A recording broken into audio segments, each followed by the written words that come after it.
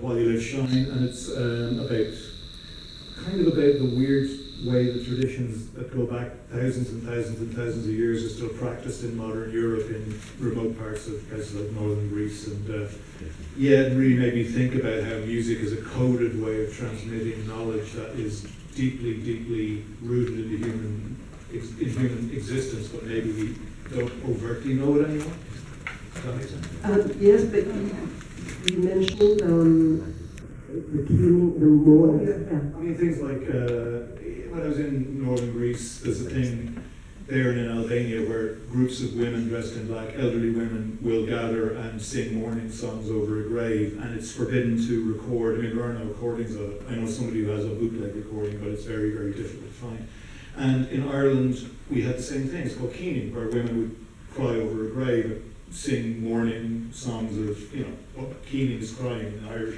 And it kind of I realized that music has this kind of universal thing that it's a key that unlocks a lot of things about, our distant past as humans.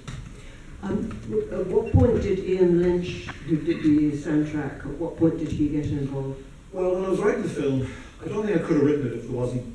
There's an Irish band called Lankum who are absolutely extraordinary. They've taken traditional Irish music and they've come from a background in DIY, in the extremes of metal, punk, electronica, and they've brought all that to traditional music and made it into something that sounds incredibly 21st century and quite scary.